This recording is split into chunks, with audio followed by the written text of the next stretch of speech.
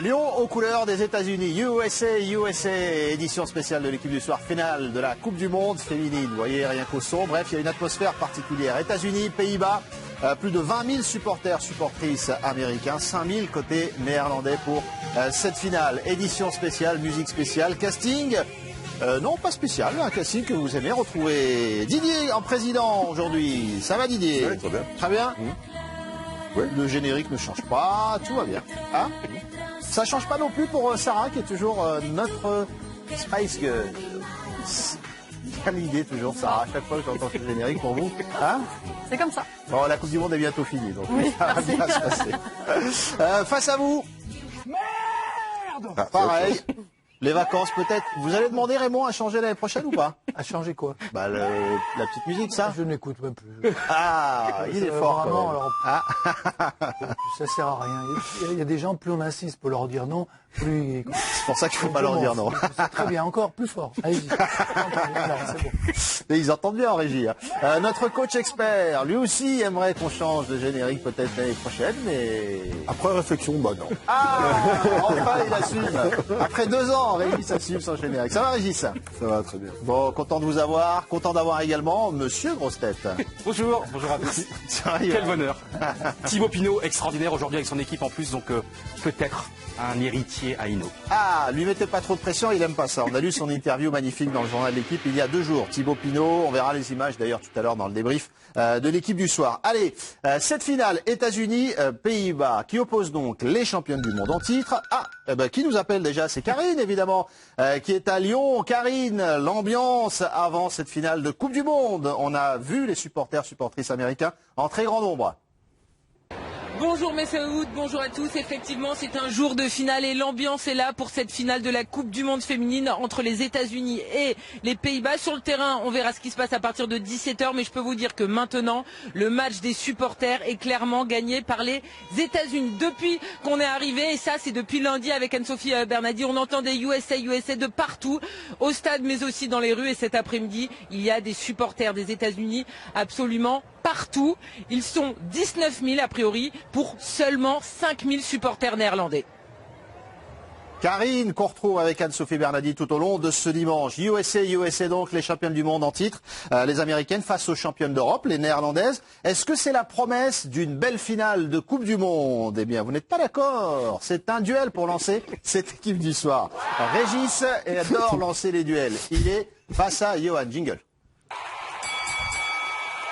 Alors, comme vous aimez les duels, Régis, on va laisser Johan ouvrir ce duel. Johan, vous me dites oui, c'est la promesse d'une belle finale face à Régis qui dit non. 30 secondes pour vous, Johan, vous démarrez. Bien sûr, il faut toujours y croire, évidemment, avant une finale. Si même avant une finale, on n'y croit pas. Et là, je trouve que c'est merveilleux parce qu'il y a une équipe archi favorite. Les États-Unis, c'est évidemment la meilleure équipe du monde depuis le début de l'histoire du football américain. 3e finale d'affilée. Mais en face, t'as une équipe extraordinaire, t'as un destin extraordinaire. Les Pays-Bas, vous vous rendez compte, c'est seulement sa 2e Coupe du Monde et déjà en finale. En plus, les Pays-Bas, entre garçons et femmes, n'ont jamais gagné la Coupe du Monde. 3 fois, les hommes ont échoué. Ce serait absolument merveilleux aujourd'hui. Et les Pays-Bas, elles reviennent de nulle part. Elles ont été en difficulté. Elles ont souvent gagné contre le Japon en demi-finale en difficulté. Mais il y a un truc. Elles sont sur une dynamique extraordinaire, il y a de la qualité et je verrai, ce serait l'un des plus grands exploits sensationnels de l'histoire du foot féminin si les Pays-Bas l'emportaient aujourd'hui. Régis. Alors effectivement, sur les statuts, champion d'Europe, les Pays-Bas, champion du monde, les États-Unis, on pourrait croire que c'est une finale idéale. Mais quand c'est une finale, il n'y a jamais de promesse. C'est toujours des matchs très particuliers dans son approche. Il y a une pression importante sur les deux équipes. Je ne suis pas certain que les Pays-Bas aient toutes les caractéristiques pour embêter cette équipe des États-Unis qui dégage beaucoup de puissance, beaucoup d'organisation, de rigueur. J'aurais préféré peut-être voir les Anglaises en demi-finale. Ça a été le meilleur match de la Coupe du Monde des États-Unis contre les Anglaises. Donc je ne suis pas certain. Top, Régis. Qui vous a convaincu? Vous votez sur le compte Twitter de l'équipe du soir, Johan ou Régis. Votez nombreux pour les départager. C'est ce que va faire Didier, le président. Qui vous a convacu, Didier? Ils m'ont convaincu tous les deux. Donc c'est un parce match que c'est la finale, c'est ça? Oui, les arguments sont bons. Il n'y a pas un petit quelque chose qui fait basculer d'un côté quand même? J'ai beau chercher, non. Non? Eh ben on va aller voir Raymond ou Sarah. Tiens, Sarah qui va peut-être, elle, basculer de quel côté? Tiens.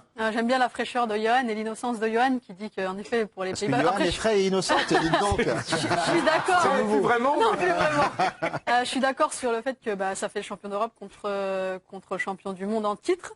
J'étais d'ailleurs au départ, quand on m'a posé la question, d'accord avec toi. Mais c'est sûr que je reste d'accord aussi avec Régis concernant le match contre l'Angleterre. Ça restera pour moi, on verra tout à l'heure, mais le plus beau de la Coupe du Monde. Ouais. Raymond? Des promesses, toujours des promesses. C'est les finales, c'est toujours ça. Là, je suis totalement d'accord avec Régis, c'est qu'une promesse. C'est-à-dire, et souvent, ça arrive, c'est la fin d'une compétition, les équipes, elles sont usées, elles sont fatiguées, il y a des blessés. Et on attend toujours une montagne d'une finale. Déjà, si on en a une bien, on sera content. Si on en a une du niveau du match de États-Unis-Angleterre, on sera heureux de voir ça. Mais je veux dire, ça reste une promesse, et moi, je suis plutôt dans l'idée inverse, c'est-à-dire les États-Unis, plus les Pays-Bas, et on le sait, ils vont en finale, mais ils gagnent jamais de finale. Ça, c'est vrai. 40 ans après la première finale des hommes pour les Néerlandais. On va le confirmer d'ailleurs. encore aujourd'hui, c'est dommage pour elle, mais je les vois pas avoir suffisamment de moyens pour lutter contre les États-Unis. Il est nettement moins frais et moins innocent que Peut-être parce qu'il a disputé une finale de Coupe du Monde, lui. Oui, mais on sait que quand on arrive au bout, c'est... En plus, toutes les équipes le disent, on n'est pas en finale pour faire un beau match. Hein. On est en finale pour gagner. C'est-à-dire, avant, on peut jouer, il y a un style, il y a quelque chose. Après, on fait ce qu'on peut, comme on la peut. finale 2006, Raymond, quand même, vous étiez super heureux, vous étiez motivé. Non, pas du tout. Super heureux, non. Non, on est comment d'ailleurs, il y avait quand même de Raymond, quand on est dans cette position-là, quand on est au jour d'un moment si particulier? On est comme avant les autres matchs. Non, c'est pas possible, Raymond. Ah, Pas si, avant si, une finale de Coupe du Monde, si?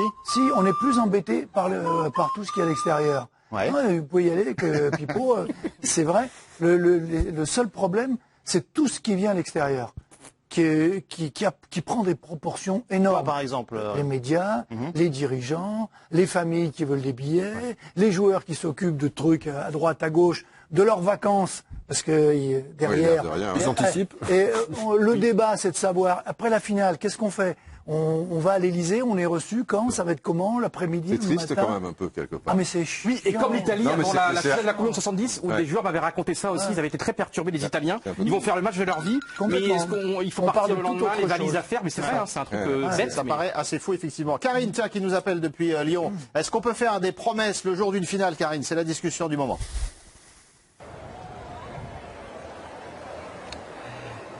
Mon cher Messaoud, vous savez très bien qu'il ne faut pas faire de promesses. Mais en tout cas, cette finale est extrêmement alléchante entre les États-Unis et les Pays-Bas. D'un côté, on a les championnes du monde en titre, les États-Unis, qui étaient attendues à ce stade de la compétition et qui ont répondu présent. Et puis, il y a les Néerlandaises qui sont championnes d'Europe en titre. J'ai très envie de voir cette opposition de style, car on a vu que les États-Unis avaient la possession de la balle lors de la phase de groupe. Et dès qu'on est passé au match à élimination directe face à la France, face aux Espagnols ou encore face aux Anglaises, elles ont laissé le ballon à leur adversaire. Et du côté des Pays-Bas, on a l'obsession de la possession du ballon. On l'a vu depuis le début de la compétition, elles ont toujours eu le ballon. Elles ont également gagné tous leurs matchs. Donc je pense qu'on va voir vraiment un beau match, même si les États-Unis sont forcément favorites. Et notamment, attention au premier quart d'heure où les États-Unis ont à chaque fois marqué un but dans leurs 6 premiers matchs.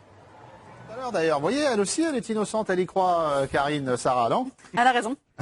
Mais bon. Je parlais de fraîcheur pour Johan, c'est parce qu'il découvre le football féminin. Ah, mais j'adore. ça. J'ai passé un Je mois préfère merveilleux. préciser quand même. J'ai passé un mois merveilleux. Vous l'aviez bien lancé d'ailleurs le soir du premier match de l'équipe de France. Donc Vous c'est étiez pas très fraîcheur, c'est enthousiaste. une naïveté. Ouais, aussi. Les deux sont combinés. Hein. Ça marche aussi. Sur les promesses de cette finale, on a évoqué avec vous, Raymond, tout ce qui peut être en coulisses et qu'on n'imagine pas nous quand on regarde une finale. Est-ce que ça peut être différent pour les filles aujourd'hui? On peut se dire peut-être que c'est moins impressionnant qu'une finale de Coupe du Monde. Peut-être l'impact pour les filles, elles ne sont pas à domicile, donc peut-être que c'est moins important. Est-ce que tous les revers, les défauts que vous avez évoqués là, est-ce que ça peut être moins important aujourd'hui pour ces deux nations? Non, Parce que les Américaines, elles connaissent. Hein, c'est ça. C'est leur troisième finale. L'expérience consécutive. fait qu'on ne se laisse pas avoir 2 fois de suite. Comme elles sont quand même régulièrement en finale, elles connaissent le parcours. Plus elles sont loin des États-Unis, mais quand on voit le public et qui est là, il peut y avoir quand même une petite pression. Pour les Hollandaises, oui, elles vont tomber en plein dedans. Tous les travers, tout d'un coup, ils avaient jamais, au départ, ils n'imaginaient pas qu'elles seraient en finale, et ça se construit. Et là, tous tout va arriver en même temps. Non, mais Raymond, ils ont toutes les pressions. La finale de l'Euro. Donc, La finale de l'Euro. Et surtout, il y a une sorte peut-être de naïveté positive, c'est-à-dire que, n'oublions pas que les Pays-Bas, il y a 5-6 ans, c'était vraiment une toute petite nation du football féminin. Donc, c'est-à-dire que là, moi, je verrais bien un peu le parallèle avec la finale de l'Euro 92, où il y avait l'Allemagne archi-favorite qui avait gagné la Coupe du Monde 90 2 ans plus tôt, et avec le Danemark qui devait même pas jouer la compétition, qui était monté en puissance. On peut toujours tout imaginer. Tout est possible, mais voilà, les Américaines jusqu'à présent, je veux dire, en plus, elles n'ont pas. Je veux dire, pour moi, la promesse d'une finale, c'est avec deux équipes qui jouent bien, les Américaines, et Karine l'a dit, je veux dire, laisse le ballon à l'adversaire pratiquement. C'est-à-dire, si elles marquent dans le premier quart d'heure, elles n'ont jamais eu le pourcentage supérieur sur la possession de balle dans tous les derniers matchs. C'est les autres qui ont eu, même contre la France, on a eu le ballon plus souvent qu'elles. Et ça leur réussit bien, je veux dire, c'est presque une équipe à l'italienne. On fera le débat tout à l'heure, d'ailleurs. Qui sait défendre et qui sait user l'adversaire. On le rappelle, elles ont ouvert le score dans le premier quart d'heure lors de chacun de leurs 6 matchs, les Américaines. On va écouter Sherida Spitse, la milieu de terrain. Sherida Spitse, la milieu de terrain néerlandaise. Elles sont impressionnées par les Américaines, mais elles ont le talent pour répondre, elle en est convaincue. Comment nous envisageons le match face aux Américaines? Bien sûr, nous sommes très impressionnés. C'est une grande nation de football féminin. Elles sont arrivées jusqu'en finale. Ce n'est pas par hasard, mais nous aussi, nous avons le talent nécessaire pour accéder à cette finale.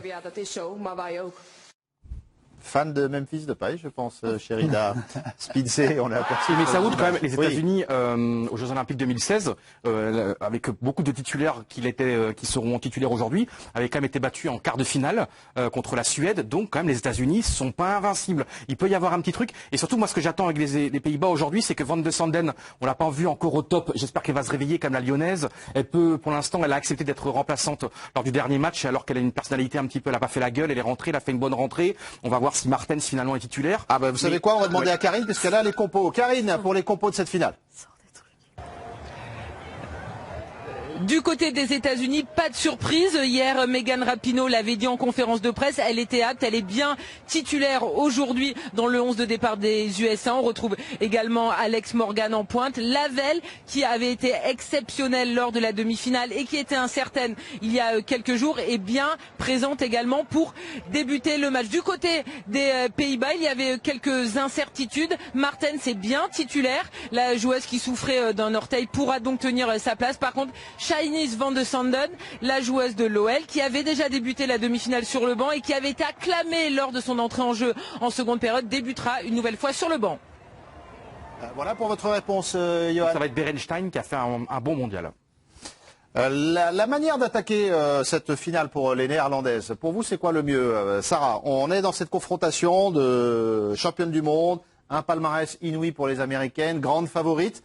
Est-ce que finalement la promesse de cette finale-là, c'est pas les Néerlandaises qui ont la clé, qui ont le destin du match entre leurs mains? C'est sûr, c'est elles qui vont jouer. Donc, mais je pense que le premier quart d'heure pourrait être décisif quand même. Et puis, comme elles ont tout le temps, les Américaines ont tout le temps marqué dans le premier quart d'heure, est-ce que les Néerlandaises vont être capables d'empêcher ça, de tenir, de laisser passer l'orage et puis derrière voir comment ça va se passer, ou alors de mener au score, parce que ça, je pense que ça n'a pas été le cas jusque-là contre les Américaines. En tout cas, les Américaines, à chaque fois qu'elles ont mené au score, elles ont su gérer ça. Donc elles ont complètement changé de tactique. Sauf contre l'Espagne, qui a égalisé très rapidement quand même. Donc si par malheur les Néerlandaises venaient à se prendre un but, il faudrait qu'elles pensent plus à ce match-là. À ce match-là, oui, c'est vrai. C'est vrai que l'Espagne, même si au final elles ont perdu. Et l'Angleterre avait gagné très vite un petit peu. On évoquera ce début de match des Américaines, effectivement, tout à l'heure. Didier, par rapport à l'attrait de cette finale, par rapport à la Coupe du Monde qu'on a vécue, tout le monde dit que c'est déjà une réussite. Du coup, l'enjeu pour cette finale, pour les téléspectateurs, pour ceux qui ont découvert le foot féminin, il est moins important automatiquement? Il est important surtout pour les Américains, les Néerlandaises, que ce soit les joueuses, les supporters, le pays, etc. Nous, enfin moi personnellement, que ce soit l'une ou l'autre équipe qui gagne... Ça me touche pas plus que ça. Mais la qualité de la finale en elle-même, c'est un enjeu qui est moins important du fait de la réussite de la Coupe du Monde, qui est garantie pour oui, pour tout le monde, même si on a une finale moyenne, et c'est quand même quelque chose d'assez courant dans le football, on restera quand même sur l'ensemble de la compétition qui a été une réussite. Mais si en plus la finale est belle, c'est pas plus mal. Mais quoi qu'il arrive, ça sera une réussite. On est toujours lié par rapport à l'équipe de France. l'équipe de France aurait été en finale, il y aurait eu un impact encore beaucoup plus important, ça aurait été totalement différent dans la vision des choses. Moi, j'ai l'impression qu'il y a moins de curiosité depuis que l'équipe de France s'est fait éliminer par cette finale ou par les demi-finales. Alors, la qualité de la demi-finale des Anglaises contre les États-Unis ont fait que il y a eu les gens qui étaient autour de moi ont quand même regardé ce match. J'ai pas l'impression qu'il y ait un impact si important sur cette finale de Coupe du Monde féminin, d'après ce que moi je ressens dans la rue, dans ce que je peux lire à droite à gauche. Alors pour les États-Unis qui sont l'archi-favori. Les supporters américains, on le rappelle, Karine tout à l'heure qui nous disait 19 à 20 000 supporters, supportrices attendus au Groupama Stadium pour cette finale face aux Pays-Bas. 5 000 Néerlandais, en plus c'est moins loin quand même que les États-Unis. C'est un petit peu décevant. Peut-être qu'il y a un souci de billet les concernant. Ils s'attendaient peut-être pas, ils croyaient pas en leur équipe parce que eux, je veux dire, ils sont mobiles, les supporters néerlandais. Il y a eu une marée humaine sur les tours précédents, d'ailleurs. À Valenciennes, marée orange. Ben ouais, pour les hommes, il y a une prise en charge. La fédération aide les supporters. Oui, c'est bien fait aussi. Oui. Même si ça a toujours été des grands voyageurs. Avec les mais alors c'est stupide. On demandera à Karine tout à l'heure. Mais elles étaient bien présentes, je me souviens, à Valenciennes, etc. Quand même, c'est pour ça que pour la finale. C'est vrai que depuis qu'elles sont à Lyon, depuis les demi-finales, c'est vrai un petit peu moins que prévu. On demandera à Karine tout à l'heure si elle a les explications sur ce sujet. Vous voulez le résultat du premier duel de l'émission Johan face à Régis. Vous êtes confiant, Régis, ou pas? Les gens y croient, les gens sont rêveurs. Les gens sont candides, les gens sont naïfs, ils sont... Il y a beaucoup de naïveté. C'est le foot. Mais tant mieux. Bon, le premier duel est remporté par Johan. Un super duel à venir et un 2 contre 1 encore dans cette édition spéciale finale de la Coupe du Monde. On va passer, ça va entraîner un super duel, ça concerne l'arbitre de la rencontre, la Française Stéphanie Frappart. Est-ce qu'elle sera forcément une actrice majeure du match? La voici, on l'a découverte cette saison, elle a 35 ans et elle a arbitré 2 matchs de Ligue 1. Elle sera arbitre officiellement sur l'ensemble de la saison de Ligue 1. Elle a déjà arbitré 3 matchs durant cette Coupe du Monde. D'ailleurs, les Pays-Bas face au Canada. C'est évidemment une figure montante du football français, Stéphanie Frappart. Est-ce qu'elle sera forcément une actrice majeure du match, vu l'importance du VAR, vu quelques décisions qui ont beaucoup fait parler durant cette Coupe du Monde? Eh bien, c'est un super duel sur cette question. L'arbitrage, décidément, jingle. Alors, on met tout dans l'ordre, le super duel. D'un côté, j'ai Régis et Johan, qui maintenant vont faire équipe, qui me disent non, ce ne sera pas forcément une actrice majeure du match. De l'autre côté, Sarah, qui est avec Raymond, pour nous dire oui, ce sera une actrice majeure du match. Didier, regarde, vous écoutez attentivement et vous allez départager tout ça. Qui commence, tiens? Sarah, c'est vous. Qu'est-ce que j'ai dit? Sarah, si c'est oui, l'élégance. Sarah, est-ce que c'est vous qui voulez démarrer? Allez, pas de problème. Vous voulez? Ouais. Vous pouvez donner la main, si vous voulez. Je veux bien, ça je laisserai du temps à Raymond. Très bien. Allez, Sarah, c'est vous qui lancez ce super duel. Oui, je pense que ce sera une actrice majeure de ce match parce que avec tout ce qu'on a pu voir sur la Coupe du Monde, les essais au niveau d'arbitrage, je parle d'essais parce qu'il y a des nouvelles règles, etc. C'est pas encore rodé. Je pense qu'il y a besoin d'une personne, d'un arbitre très compétent, capable de tenir le match parce que ça peut vraiment dévier très rapidement. Et Stéphanie Frappart, c'est le cas, elle est compétente. Parmi toutes les arbitres que j'ai pu voir sur la Coupe du Monde, elle a vraiment excellé. Donc elle mérite totalement sa place et moi j'approuve qu'elle soit là aujourd'hui. Johan ou Régis? Qu'elle soit une actrice du match, pas de souci, c'est tout à fait normal. Je trouve ça très bien que ce soit Madame Frappart qui arbitre cette finale. Mais plus un arbitre est discret, plus le match est réussi. Moi, le seul espoir que je veux avoir sur cette finale, c'est qu'on ne fasse pas appel à la VAR, qui a été pas un échec, mais des décisions très compliquées. Si on ne parle pas de la VAR et si Madame Frappart fait un match propre et qu'on parle que du jeu et des 2 équipes, pour moi, ce ne sera pas une actrice majeure. Vraiment? C'est justement pour ça qu'elle va être une actrice majeure. C'est parce que si tout se passe bien, c'est qu'elle aura été parfaite. C'est une arbitre française. C'est la première femme qui a arbitré des hommes en France en première division. Je trouve que c'est un événement et c'est une vraie récompense pour je veux dire, la féminisation de l'arbitrage aussi. Et qu'elle fasse la finale et que ça se passe bien, elle va être regardée vraiment. Tout le monde va être attentif à sa performance, particulièrement en France, parce que comme elle va arbitrer les hommes après dans le championnat, elle va être la cible. Déjà, un arbitre est une cible, Donc, vraiment, encore plus. Johan. Non, les actrices principales, ce seront les joueuses. Il y a des joueuses formidables, il y a des attaquantes incroyables, il y a des joueuses, des Rapinoe, Morgan, qui sont vraiment des héroïnes. La caméra est là-bas. Oui, mais moi j'aime pas regarder la caméra, je préfère vous regarder. Et donc il y a des joueuses extraordinaires, ce seront elles les protagonistes, ce sont elles qui vont nous faire rêver. Et après, je pense que l'arbitrage sera à la hauteur, le match va être super, l'arbitrage sera à la hauteur. Madame Frappard, elle a montré ses compétences, elle est super compétente. Ils ont eu le temps de voir un petit peu au niveau de la FIFA ce qui a marché, pas marché au niveau de l'arbitrage lors de ces compétitions. Donc en plus maintenant, tout va être clair, comment utiliser le VAR, pas utiliser le VAR. Je pense que justement, ça va être un grand spectacle et ce ne sera pas elle qui va faire gagner l'une équipe ou l'autre équipe, ça sera le jeu. Terminé ce super duel. Vous votez sur le compte Twitter de l'équipe du soir, mais vous le regardez en même temps. Il faut pas le regarder si vous perturbe. Quelle idée. Votez sur le compte Twitter de l'équipe du soir. Ça démangeait Didier. Il restait encore 4 secondes à Johan, mais il voulait déjà intervenir. Non, parce que Johan, à travers tout ce qu'il te dit, il est devin. C'est-à-dire que quand je vais balader mes chiens, si je le croise, je le planque, quoi. Parce que je me dis, il va forcément voir dans les entrailles, et essayer avec un couteau et tout. Parce qu'il dit, ça va bien se passer, parce que ce type-là, et d'ailleurs les machins, il a tout expliqué le match. Pas la peine de regarder le match. Il n'y a que le score qu'il n'a pas donné. Mais sinon, il n'y a pas de débat. Il donne le score. Non, mais c'était, tu vois. Donc j'ai l'impression que vous n'y croyez pas. À la démonstration de Johan. Celle de Johan, non, parce que, mais peut-être qu'il sera dans le vrai. Mais, ce que je veux dire, c'est que, c'est difficile de répondre à cette question. C'est vrai que faut espérer qu'on parle pas trop d'elle, ce qui sera bon signe, comme l'a dit Régis, mais ça rendra aussi l'arbitrage un peu majeur. Si on parle pas d'elle, c'est qu'elle a bien tout maîtrisé le reste, comme dit Raymond. Donc je suis désolé, on va se diriger vers un deuxième match. Oui, il y aura des problèmes. C'est très, oui. Ça cas concret, combien de finales se sont jouées à cause ou grâce à l'arbitrage? Là, on parle de 7 Coupes du Monde. Non, mais même au niveau des hommes. Ah oui, 2006. Heureusement, il y a eu la justice, Raymond. Il fallait la voir. Première victime du VAR, Raymond. Bravo. C'était la première victime du VAR. Mais il y a d'autres avant. Le penalty bidon pour les Allemands contre l'Argentine en 90. Est-ce que le ballon Hurst, etc. Il y en a eu des tas en 66.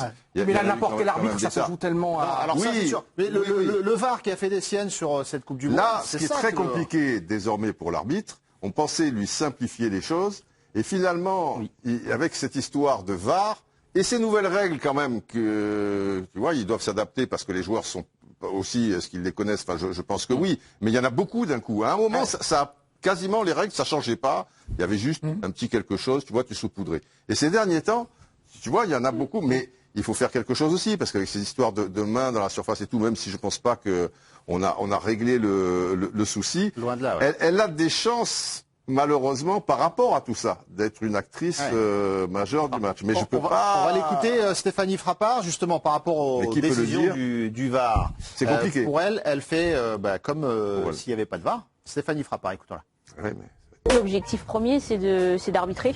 Donc, c'est de prendre les décisions comme on le faisait auparavant.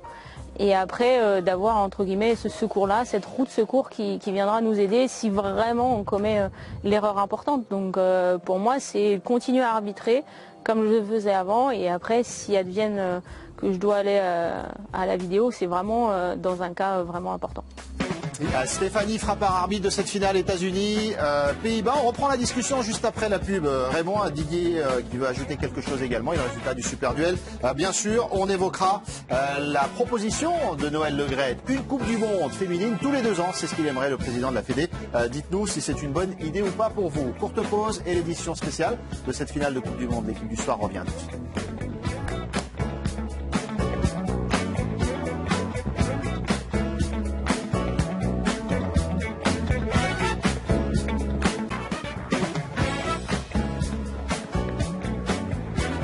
Finale de la Coupe du Monde féminine au Groupama Stadium de Lyon. Plus de 20 000 supportrices américains qui ont envahi le stade lyonnais face aux Néerlandaises, les championnes du monde en titre face aux championnes d'Europe. C'est l'affiche de cette finale. L'avant-match, le débrief à la mi-temps, le débrief bien sûr à la fin de cette finale. C'est dans l'équipe du soir avec Didier Roustan qui préside avec Raymond Domenech, Johan Rioux, Régis Roy et Sarah Mbarek qu'on est heureux d'avoir encore avec nous pour cette finale. Je suis hyper excité. Je suis hyper excité parce que j'y crois. Ça y est, enfin. J'y crois, mais il va se passer un truc. Allez. Vous croyez quoi? On a fait la victoire des Pays-Bas, qu'il va se passer un truc, quoi. Il va y avoir une finale de Coupe du Monde. Je vous le confirme. Début et une belle finale, c'est tout ce qu'on souhaite. On a effectué le débat tout à l'heure d'ailleurs. Dans quelques instants, le résultat du super duel avec Stéphanie Frappart, l'arbitre française de cette finale. Est-ce qu'elle sera forcément une actrice majeure du match? On avait Régis et Johan qui disaient non, face à Sarah et Raymond qui disaient oui. Didier, on poursuit la discussion autour de l'arbitrage et de la présence de Stéphanie Frappart. Par rapport à l'arbitrage, donc maintenant il y a des femmes qui arbitrent des hommes et c'est très bien, et elles se débrouillent très bien. Mais je pense qu'à terme, donc, tu vas avoir des hommes dans les Coupes du Monde féminines. Oui. Si une forme de logique aussi. L'échange, oui. D'accord, voilà, c'est ça que je... Vous inversez en fait les demandes d'égalité ou de D1 féminine, rassemblement. En D1 féminine, il y a des arbitres hommes. D'accord. Mais sur une grande compétition. Alors qu'au départ, enfin il y a quelques années, ils avaient mis que des femmes. D'accord. Et là, petit à petit, ça. Voilà, là il y a des hommes maintenant. D'accord. Ben voilà, c'est le sens de l'histoire. Est-ce que ça peut apporter au football féminin ou pas? Cher à Ségolène Est-ce que ça apporterait, tiens, aux compétitions féminines? Alors, je pense qu'il faudrait des hommes spécialistes. Je dis, c'est le même sport, mais c'est quand même pas tout à fait les mêmes contacts, c'est pas les mêmes réactions, etc. et tout. Je pense peut-être que des hommes habitués au football féminin. Tu vois, les arbitres seraient après dans les compétitions internationales, ceux qui font la Ligue 1 féminine, tu vois, il y a une forme de logique. Je trouve que les arbitres femmes ont amené quelque chose dans l'arbitrage quand ils arbitrent les hommes. Ouais. À quel niveau, Régis? Quoi qu'on dise, dans l'approche, dans la discussion, dans la psychologie des rapports d'une faute, automatiquement les joueurs un peu moins agressifs. Parce que donc quelque part, il y a une approche ça apporte quelque chose dans l'arbitrage. Ça apaise un petit peu la tension. Ça veut dire que Stéphanie Frappart, si elle effectue une bonne Coupe du Monde, elle est partie sur une voie royale de l'arbitrage français? On fera son bilan à la fin du match, bien sûr. Mais d'abord, elle doit remercier le bon Dieu tous les jours que l'équipe de France ait été éliminée. C'est vrai, sinon elle ne serait pas là aujourd'hui. Parce que sinon elle ne serait pas là. Hein. Déjà, c'est la seule Française qui était heureuse de voir l'équipe de France éliminée en se disant tiens, maintenant j'ai une chance. Et elle a eu sa chance. Mais c'est vrai que, je veux dire, en faisant une finale de Coupe du Monde, en entraînant, en arbitrant des hommes, je veux dire, elle peut progresser dans l'arbitrage masculin. Complètement, et arriver même à arbitrer des matchs de Coupe d'Europe. Voilà, c'est ça, c'est la prochaine étape. Sa prochaine étape, elle doit être là. Il faut qu'elle confirme dans ce match-là, en D1, mais pour moi, c'est pour ça que je dis que c'est un personnage qui est important, central, parce que c'est tout l'arbitrage féminin qui derrière va être lancé. Si elle passe à travers, elle va se faire allumer après dans le championnat par les mecs et dire on t'a vu. Voilà, et c'est pour ça que c'est important. C'est à double tranchant, quoi. Elle est exposée. Est-ce qu'à l'inverse, ça peut être une chance pour l'arbitrage français? Honnêtement, quand on voit le niveau de l'arbitrage moyen français. Attends, mais il faut voir la CAN. Turpin a fait des super matchs en Europe. Non, Turpin, franchement, Clément Turpin a été excellent en Ligue des Champions, en Ligue Europa. Ah non, mais vraiment, je t'assure. Il va mieux que ce qu'il a été à un moment donné. Moi, je regarde la CAN, je vous assure, il n'y en a même pas un d'arbitre au niveau. Ça veut dire que c'est un massacre permanent. Je veux dire, ils ont le droit, ils font des attentats, il y a des trucs, il y a des décisions. Il y a eu des décisions sur le dernier match Maroc-Bénin, des décisions incroyables, incroyables. Je sais pas si tu te souviens, l'arbitre qui a donné le ballon, c'est au Cameroun, sur une balle à terre. Il s'est tourné, il a fait semblant, il l'a mis dans le dos, il l'a donné à l'autre. J'ai dit, s'il marque le but NJ sur cette action-là, on va regarder le compte en banque de l'arbitre. Sûr. Alors, on évoquera le cas Léo Messi dans la deuxième partie de l'équipe du soir, parce qu'en Amérique du Sud également, l'arbitrage de la Copa América a énormément fait parler, malgré le VAR ou à cause du VAR d'ailleurs. Le résultat du super duel, les amis. Alors, qui vous a convaincu? Eh ben, Sarah, c'est un triomphe aux côtés de Raymond. 68-32. Pourquoi je suis pas capable toute seule? C'est ça que vous voulez dire, Saoud? Non, c'est que Raymond, ça veut dire qu'on a été très. Voilà, vous avez été. Très collectif. Je suis un peu agressive aujourd'hui. Je suis honnête parce que j'ai fait beaucoup de duels depuis un mois avec Sarah et on a beaucoup perdu. Donc à cause de moi. C'est pour ça qu'il valait mieux être avec Raymond, Sarah. C'est ce que je voulais dire. Bon. Je suis curieux qu'on revoie tout ça après le match. Les votes. De tous les débats. Et les votes et qu'on revoie les débats. On voit qui avait raison. Voilà. Tu pourras faire ce que tu veux. On voit qui avait raison. Sera un élément dominant de cette Coupe du Monde. On reverra ça dans l'équipe du soir dès le coup de sifflet final, bien sûr, de cette finale. J'ai une question, moi. Alors, pourquoi on dit, quand c'est écrit dans les journaux ou qu'on en parle, on dit Madame Frappart? Et quand c'est des arbitres hommes, on dit, on donne son nom et son prénom. Ah non, souvent monsieur. Non, alors franchement, des champions vraiment Sur les journaux, alors, c'est écrit. honnêtement, Raymond, là-dessus, je vous suis pas parce qu'en général, on dit monsieur l'arbitre ou monsieur On dit Turpin pas ou monsieur. Turpin et Madame Frappard. Non, on dit monsieur Turpin. Franchement, non. Non, franchement, mais dans les commentaires, enfin, je veux dire vocaux, enfin, on dit, d'ailleurs tu l'as dit tout à l'heure, Turpin, il a été à la hauteur. Tu ne dis pas Monsieur Turpin a été à la hauteur. Alors qu'on ne dira pas, enfin, pour l'instant, peut-être un jour, Frappard a fait une belle Coupe du Monde. On dira Madame Frappard. On met toujours monsieur dans dans les journaux, presse écrite, oui. Mais quand on parle comme ça autour d'un... Si ça peut vous rassurer, Raymond, nous, quand on parle des arbitres femmes, on donne leur nom, on ne dit pas madame. Ah oui, c'est nous les hommes alors qui disons madame. Oui, voilà. On a encore cette éducation. Voilà. C'est une marque de respect, c'est très bien que ça reste comme ça. Tant mieux, c'est bien, les folies. On revient à cette finale, États-Unis, Pays-Bas. La stat qui fait beaucoup parler pour cette finale, vous l'avez déjà évoqué depuis le début de cette émission. 6 buts dans le premier quart d'heure en 6 matchs pour les Américaines.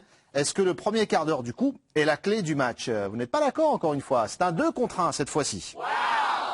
Jingle. Et le 2 contre 1, Sarah, vous y êtes encore. Dans ce 2 contre 1, cette fois-ci, vous êtes... Ah, mauvaise nouvelle pour vous, vous êtes avec Johan.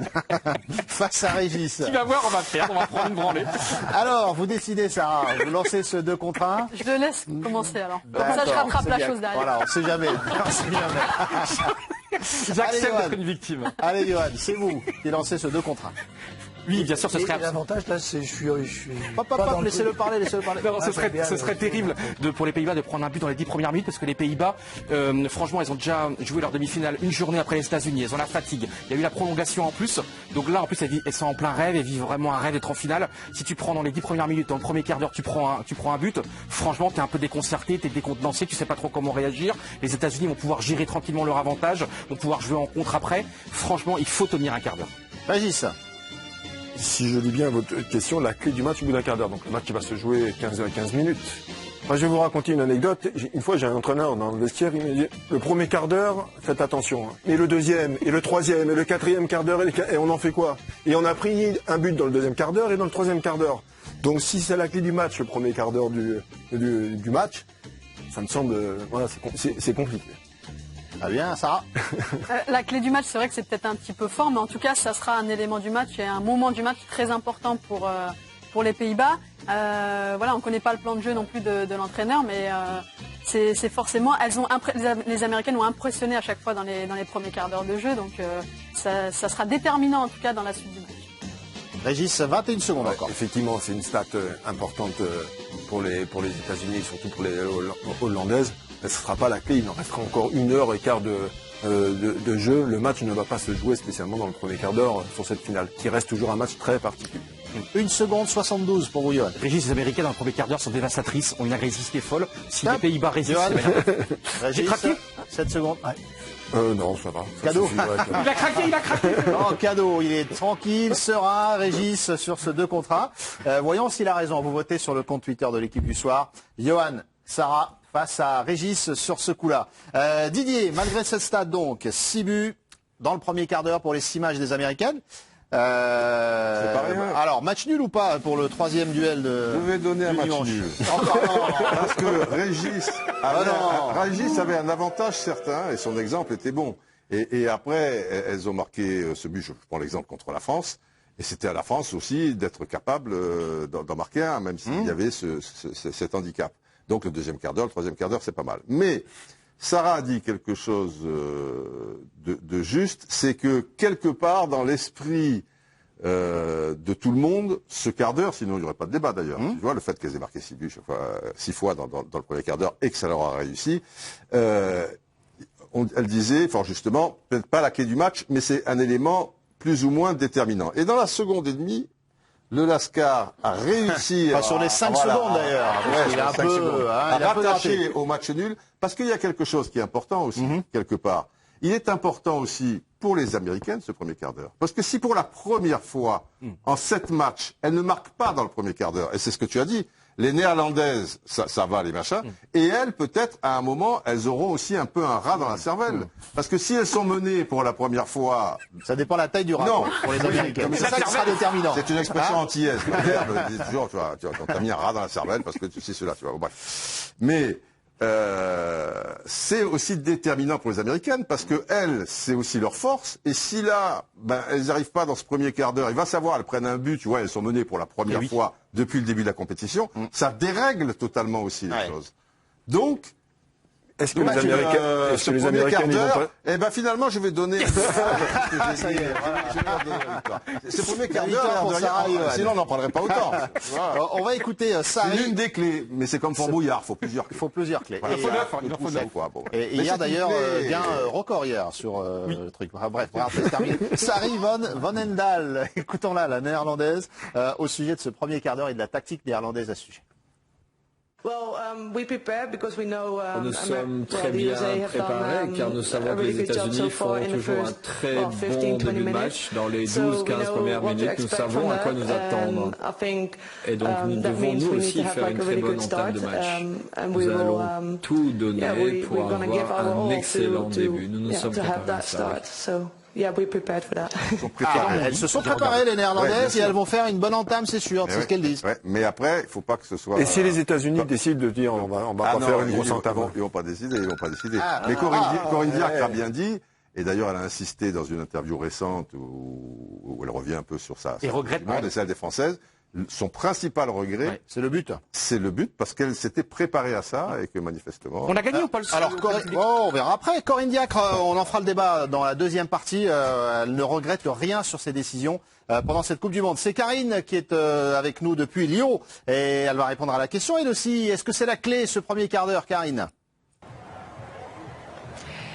Est-ce la clé du match? Oui et non, mais Saoud, évidemment, c'est un avantage énorme de pouvoir avoir un but d'avance à chaque fois au bout d'un quart d'heure de jeu, et ça a été le cas pour les États-Unis depuis le début de la compétition. Mais même si les Américaines n'ouvraient pas la marque dans le premier quart d'heure, je pense qu'elles auraient évidemment le talent, mais aussi les ressources nécessaires pour marquer plus tard dans le match ou pour même renverser une situation si elles venaient à être menées par ces joueuses des Pays-Bas. Donc forcément, la sélectionneur des Pays-Bas en a parlé hier parce qu'elle a expliqué qu'elle était très mécontente de l'entame de match de ses joueuses face à la Suède, mais je ne pense pas que ça sera seulement ça, la clé du match, ça sera l'un des paramètres.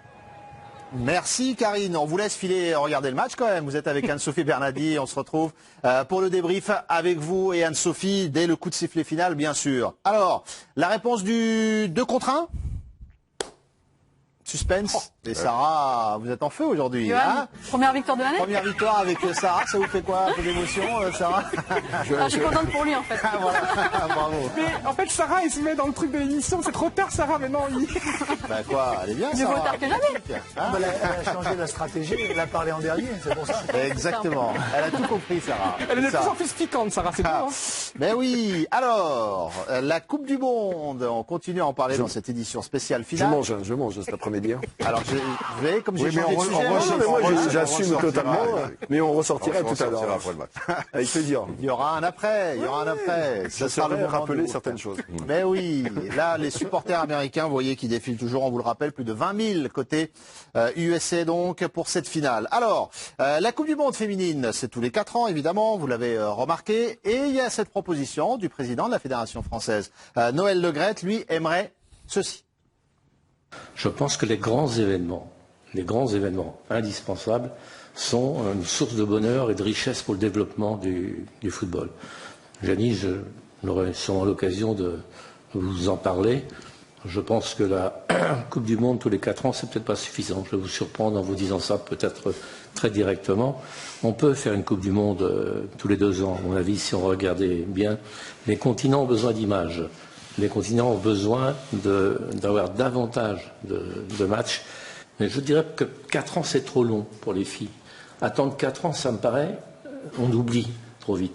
Et je sais que les difficultés pour les continents de faire tourner, pour faire non pas plaisir à tout le monde, mais pour le développement du foot féminin, il faut avoir, je pense, des choses différentes des garçons. Initiative personnelle, pensée personnelle de la part de Noël Le Graët, il l'a précisé, et non pas au nom de la Fédération française. Une Coupe du Monde féminine tous les 2 ans. Bonne idée ou pas? Biège à l'américaine, et vous me dites oui ou non. Et on entame la discussion, Sarah, oui ou non?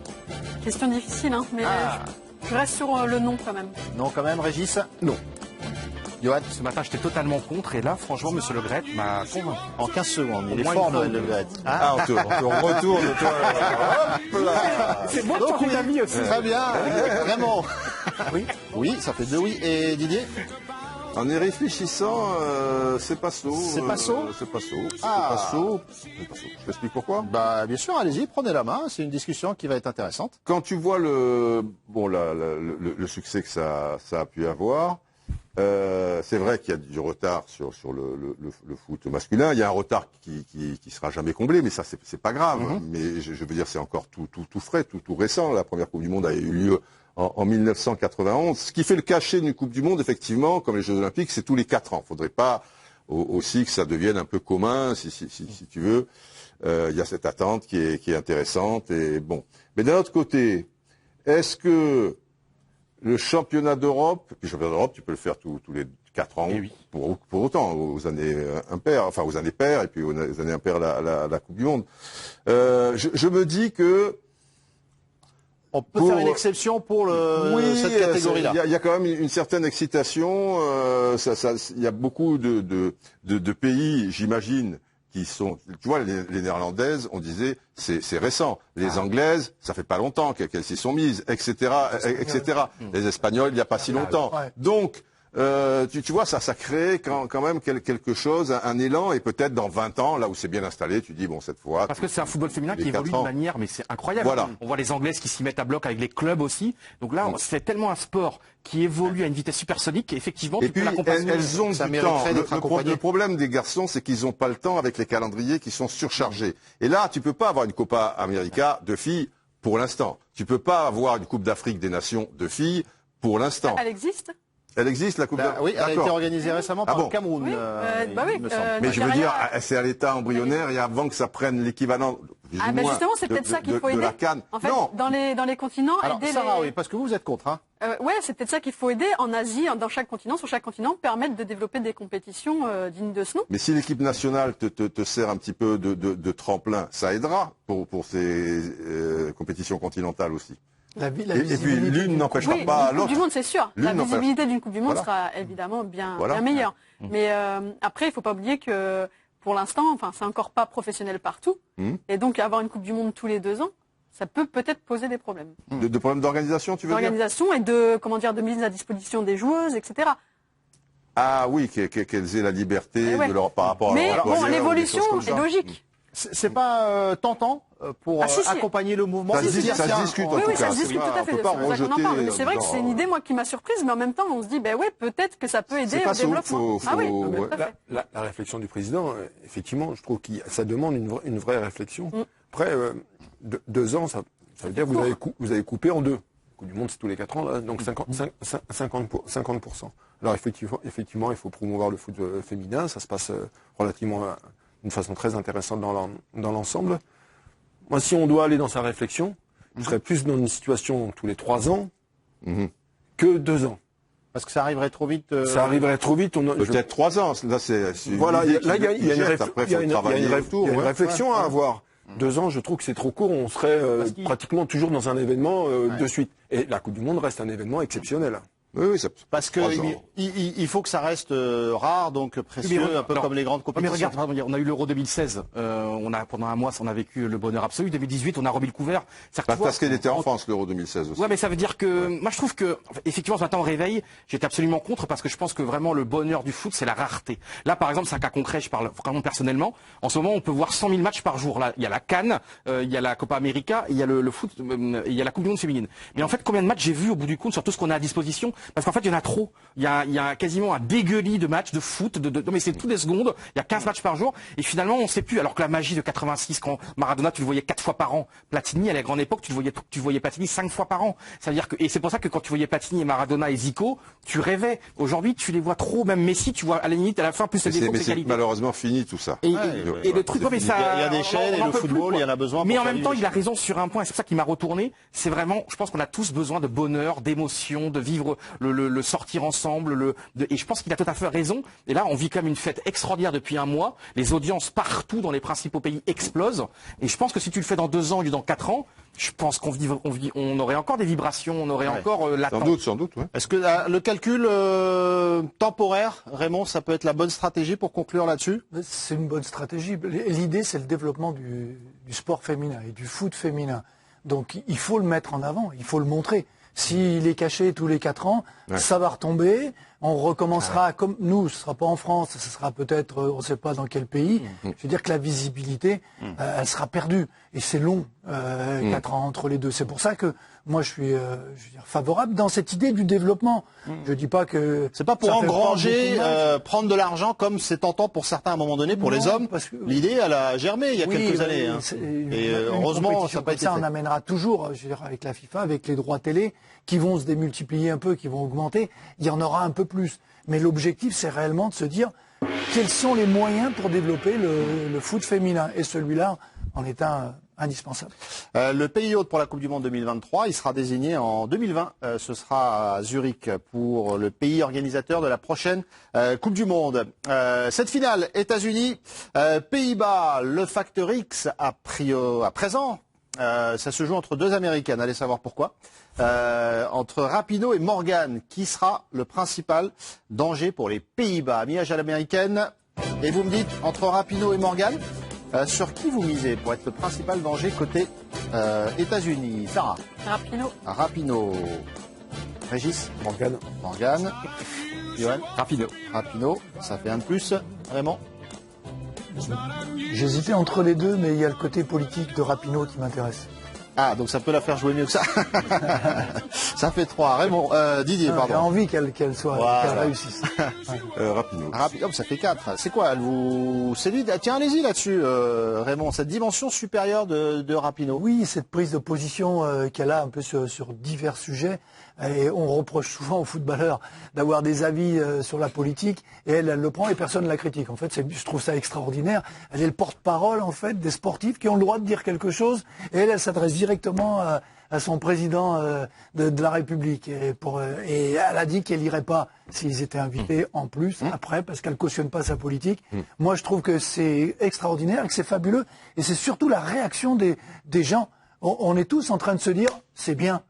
Et j'imagine qu'Mbappé dise un truc comme ça sur le président français.